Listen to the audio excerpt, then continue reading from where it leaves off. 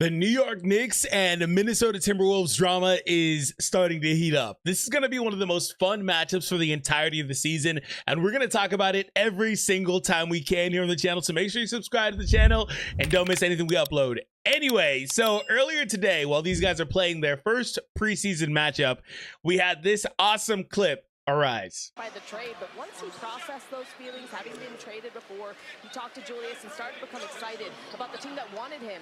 And so far, he's fit in really well in Minnesota. I'm told he's already seen as a vocal leader on the team, having a big impact on rookie Rob Dillingham and a budding relationship with Ant, guys. Now that was a look at Donte DiVincenzo going back and forth with the New York Knicks bench. It's a little bit unclear as to who specifically he's talking to. Is it Jalen Brunson's dad? Is it Tom Thibodeau? Is it Jalen Brunson? He's like kind of right there in the vicinity, but I don't think it's really him. Who do you think it is? I think the obvious answer is Thibs, and shout out to Wolves Clips. They say, thank you for the trade, Thibs. Thank you for the trade. That's what happens when they let you run the show. That's what happens when they let you run the show. Things are pretty interesting here, and that was what DiVincenzo said, but things are pretty interesting here because it was kind of weird to see how over the summer the Knicks put together that superstar Nova team, and everything seemed like it was going to be amazing, and they were going to fit amazingly as well due to the chemistry and all that stuff, but apparently DiVincenzo wasn't on board with that and didn't really want that because he was going to be seeing a reduced role, which is weird when you look at the way that he performed for them in the playoffs. In 36 minutes per game for the team, he shot a blistering 42% on threes at 8 attempts per game, averaged 18 points, 3 assists, and 4 rebounds, and really came into his own. I mean, look at the dramatic jump from every single time he's been in the playoffs. 6 points, 3 points, 5 points to 18. He was absolutely critical to the success that they saw themselves having, right on the doorstep of maybe accomplishing something great. And he was a huge piece of that. So if you take a player like that who is at his peak right now and sees what he was able to do for your team and say, hey, yeah, we appreciate that, but you know, that 35 that you were averaging for us in the playoffs, maybe that's going to go down to 25. You really have to take somebody that's pretty selfless, and this is not a knock because I understand it, but it didn't seem like he was ready to want to make that decision at this time. Now, that's scattered reporting. We haven't heard exactly the way that these people involved feel about this, but that's the way I was able to put it together. So if you feel any differently or if you know anything more than I know, please post it down below. But again, I don't really think that they should have been looking to do that, but it is what happens when you have a logjam of players at the 2 and 3 positions that he would have been playing for this team, and he would have been in a weird spot. Like, he's coming off the bench now. He was hoping to start, and the fun thing about him is I actually really like him paired with Ant in Minnesota.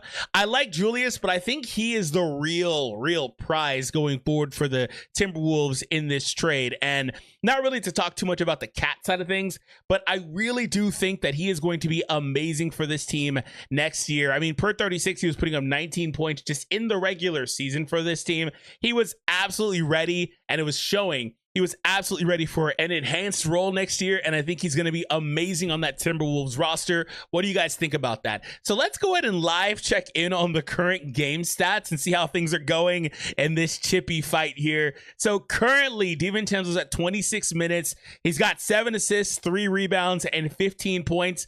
Ant is at 31. He's definitely showing up and having his guys back and having fun, probably taking it to Cat, who's played 30 minutes. And I mean, these guys are probably mostly done in this game at this point. It's a preseason game. I'd have to tune in literally live to it and check the play-by-play or something.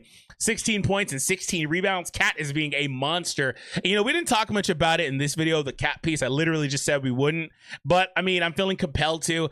I actually really like this trade. You've heard us talk about it on the channel, Trevor and myself, that I actually really like this trade for both sides. I think both teams can benefit from this. And, you know, again, the weird piece about this is the Julius Randle piece. He's a bit of a clunky fit. He's going to be a player that's maybe that they're not going to hold on to for much longer. He's got some contractual stuff that maybe they don't want to sign up for, things like that. But again, Cat was moved because of money. Cat was going to be getting an insane amount of money. So the Knicks window is right now. And I think that while DiVincenzo is amazing and was amazing for this team last year, it remains to be seen, to be fair, if he can keep that going. You know, he's finally there. Let's see if he can keep that consistency going for the next few years at least. But I think that Cat is a player that is going to help this team tremendously. And I think that the Knicks made the right decision going all in on this trade. They didn't actually want to give up DiVincenzo. That's the funny thing. regardless of what I said about how I feel like DiVincenzo should have been in a position where he should have got a bigger role, it seemed like all the other Nova guys were all in on it except for him. That's, again, some scattered background reporting.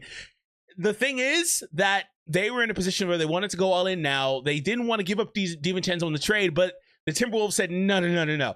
You have to do this. Like, we have to get DiVincenzo back in this deal if you want to make this deal happen. And they had actually been coveting Cat for a while. Cat was coached by Thibs earlier in his career back in Minnesota, obviously, I believe during the Jimmy Butler days, but it was a while ago, and he had been coveting him. They've been trying to get Cat for a while. So in order to get this piece that they had really wanted, they have a give up piece that they didn't want to give up. And the interesting thing about the Knicks is while they have an amazing roster now, they are pretty top heavy, and we'll see what happens. But back to the Timberwolves and DiVincenzo. This is pretty, like I said, a weird situation, a lot of drama. This is going to definitely be pretty chippy going forward into the future. But I do think that the Timberwolves are also in a really fun spot. This allows them to align a little bit more in the timeline with Ant, in my opinion, pulling off this trade. I don't know, again, what the deal is with Randall, if he's going to be a great contributor to this team.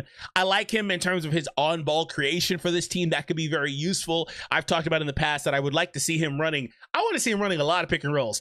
4-5 pick and rolls, inverted 4-2 pick and rolls, 4-1 pick and rolls. I want to see all of it. I want him the ball handler and all this stuff, and he can pick and pop, have Ant pick and pop, DiVincenzo pick and pop. I would just love to see them be creative, and that's how you make Randall work. If you got him gumming up the works, making things super congested under the basket while Gobert's under the basket, Naz Reid winds up being, in my opinion, more important in that case. And you could argue that this is a bit of an investment on Naz as well, to be a big piece for this team going forward. Nice athletic player, good perimeter mobility, solid, on-ball defender, etc. But mainly a amazing spacer in Naz Reid. So I think with this trade, it's, like I said, a weird one because you're shoring up the backcourt of the future. You got a three-piece going forward with Rob, assuming that he's able to come into his own. He's still a rookie right now, obviously. Hasn't even played his first actual game yet. DiVincenzo and Edwards, and you also have Walker back there. Conley is a little bit long in the tooth. He won't be around in maybe a year or two. We'll see what happens with him. But I do like this. And then, again, your front court is pretty solidified, too, with Gobert and Reed. And, again, Randall, maybe they do something with him in the future, but we'll see what happens. I hope that you guys enjoyed this. Like I said, post it down below. One last live check-in to see how things are looking. Who's winning this battle of the Titans here, 93-99? I don't think these guys are going to play anymore if they haven't already. It looks like they are done, but yeah, we'll see what happens, and there's probably going to be a lot more drama. If you guys enjoyed this, make sure you click on this video on the screen where we go more in depth on the Donte DiVincenzo situation from earlier this offseason.